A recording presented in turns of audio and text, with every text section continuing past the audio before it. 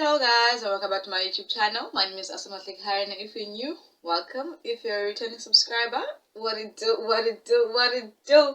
So today we're going to be doing something new on my channel, which is I'm going to be doing my makeup while I talk about mental health or mental illnesses or mental disorders.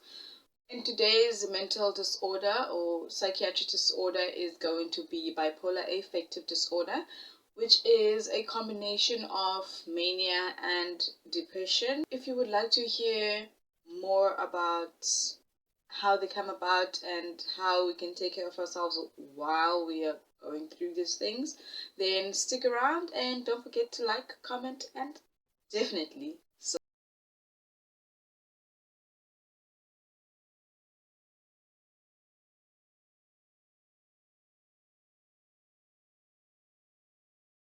bipolar affective disorder is a combination of manic episodes and depressive episodes. And today we're going to be touching on hypomania and just the depressive phases. The definition of mania is a distinct period whereby a person's mood is either elevated, expansive, and just or irritable, and it can be like a certain mood. If a person is happy, they're overly happy. Everything is big. Everything else, ha ha ha. So now in mania, the person is experiencing these things, this mood in a way that is over the top, I may say. Everything they feel is extra. For example, if the person is feeling happiness, their happiness is over the top. Everything is over the top. Yeah, it can characterize into two phases, which is hypermania and hypomania. In hypermania, the person feels these symptoms and it affects their daily functioning at work, school, or just socially.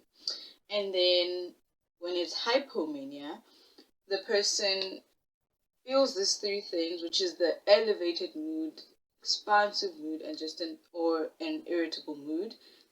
But it's not interfering with their lives socially, occupationally, or any other way.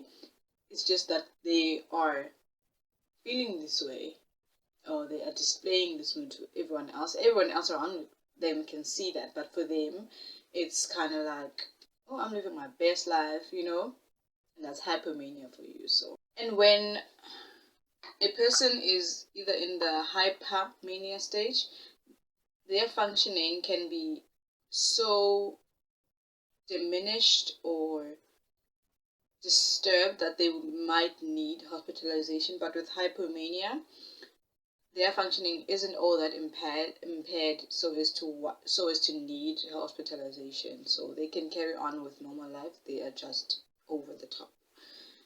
The cause of bipolar affective disorder is not really known, but people with a first degree relative who has had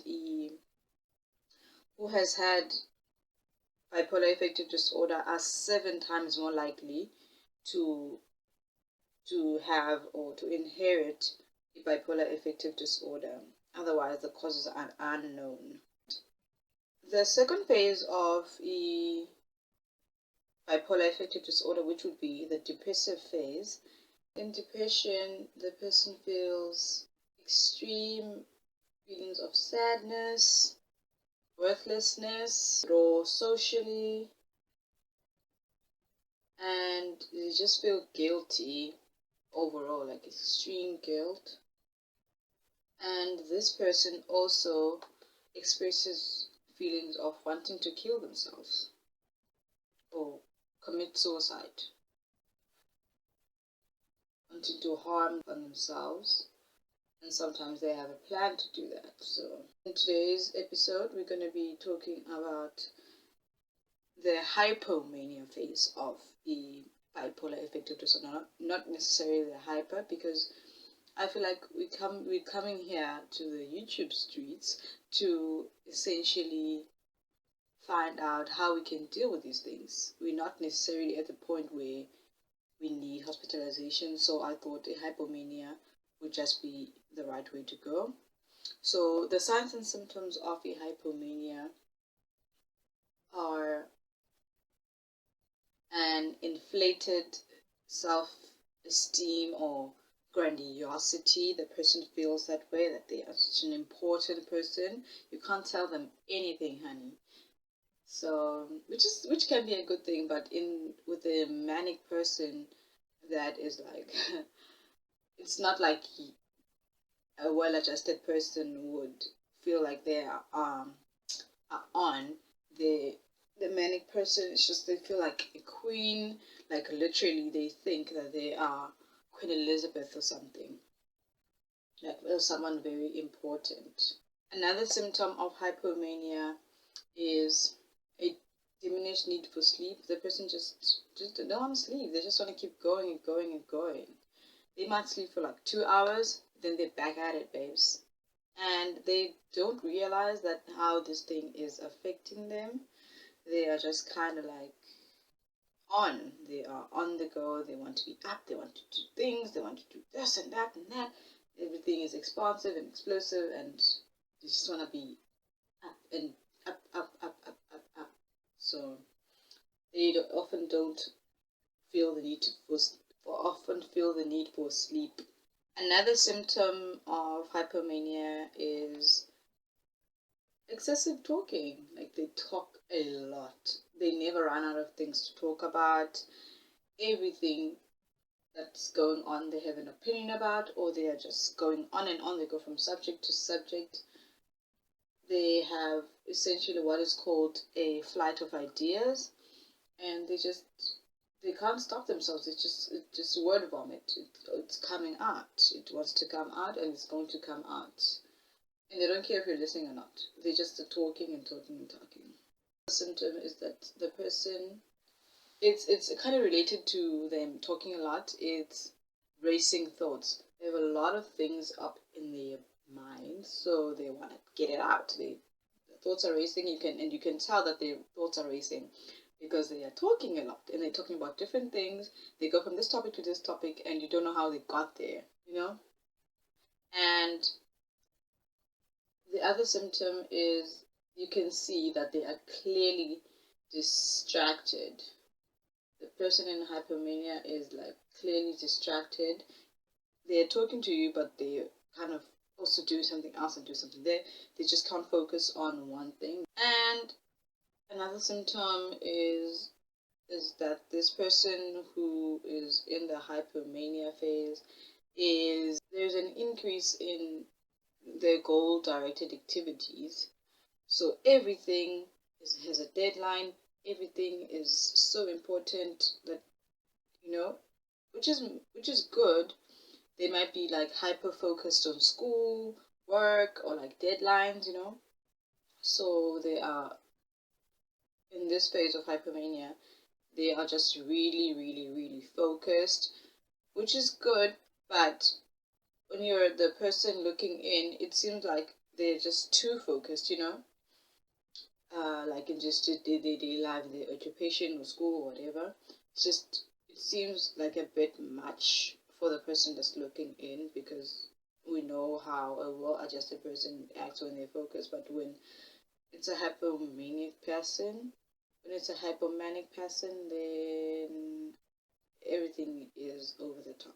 And the last and most dangerous symptom of a person with hypomania or in the hypomanic phase, they just have an increase in pleasurable activities, which may lead to them getting harmed. So the person might want to go out a lot and just like go and go, and then that leads to them like maybe not wanting to go home, just carrying on for the whole night and morning. They just don't want to sleep. As we said, they don't want to sleep, so they want to carry on all this having fun and going out and all these things, which may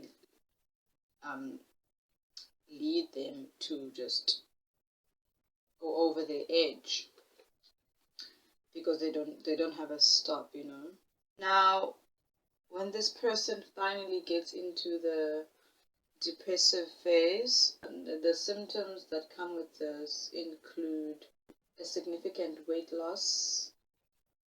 A significant weight loss. When they're not dieting, they just lose weight, or they do the opposite where they gain weight. Who's in the depressive phase is sleeping too much or sleeping too little, Kalala kakhulu or kalala at all. So the other symptom is loss of energy or fatigue. When they're in the depressive phase, they feel a loss of energy, or they're just tired. They don't want to do anything because they're tired, they're fatigued. And the other symptom is feelings of worthlessness or feelings of guilt, extreme feelings at that. They just feel overly guilty, overly like no one cares about me. They don't feel like they're worth anything to anyone. So unlike the hypomanic person, they have decreased concentration ability, and they have increased indecisiveness. They can't make up their minds about anything, whether it's something to eat, what to wear, where to go on a Saturday or something. They just cannot decide about anything. It's just like they can't think, essentially. The last symptom of a person in a depressive episode or depressive phase is just a preoccupation with death or suicide, and they either have a plan to, or they have already tried to commit suicide, which is like very dangerous at this point. The thing that you can do to take care of yourself, or the things that you can do to take care of yourself when you're going through the depressive phase, because to just pace yourself and be patient with yourself. Don't expect to do all the things that you used to do before you had bipolar, or before you were having the depressive episode. So that's why I'm saying pace yourself. Just do as much as you can, but don't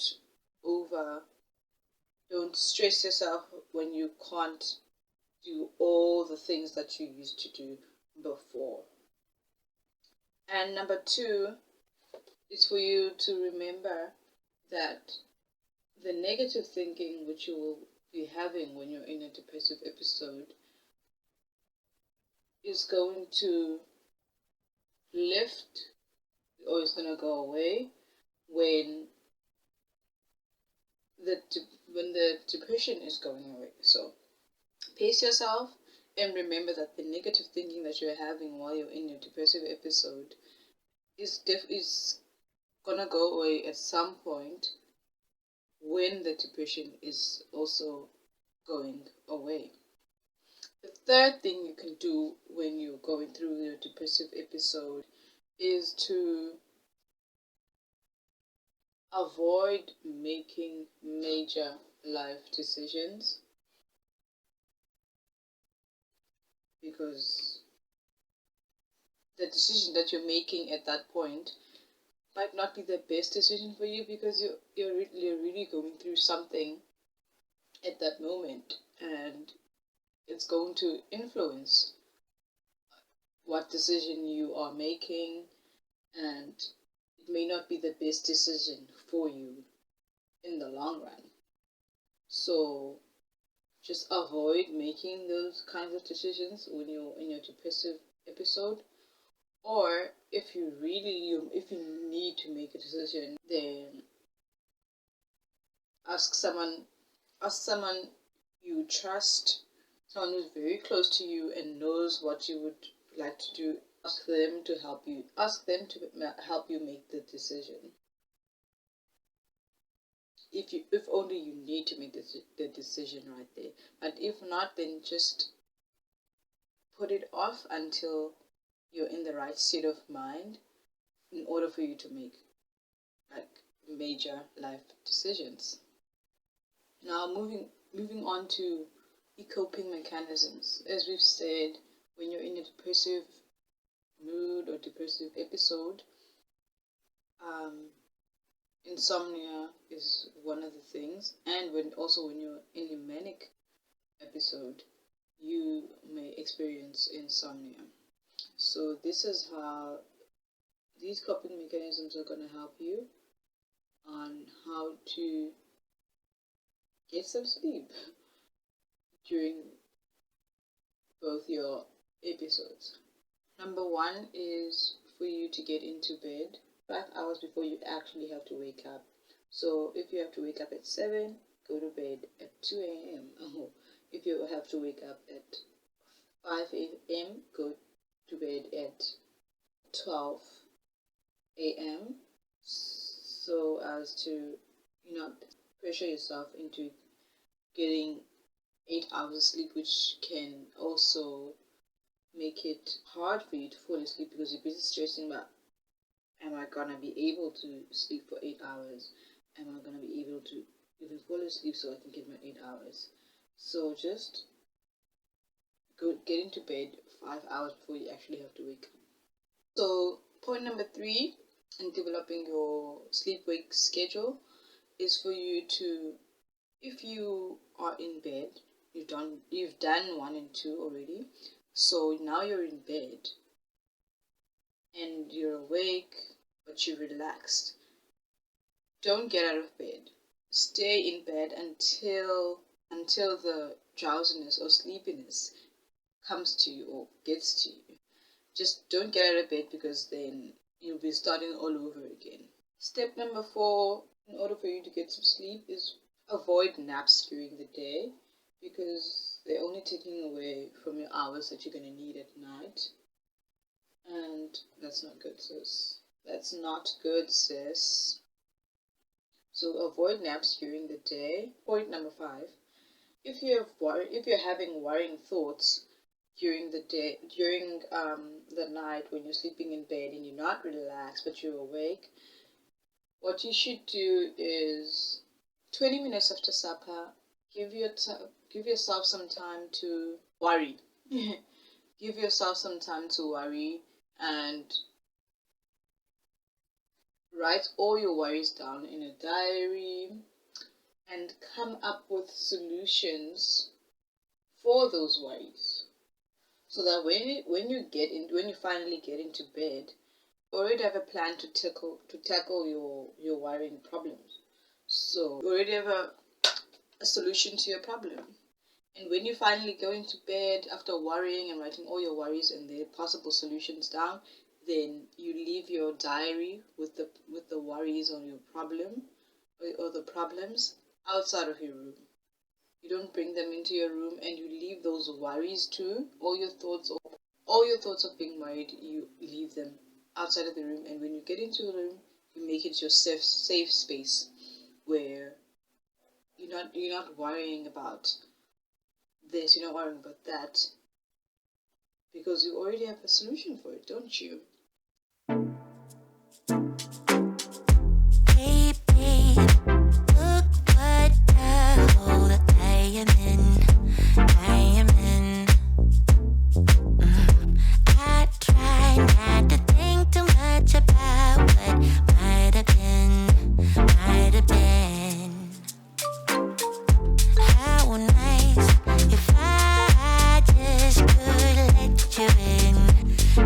You in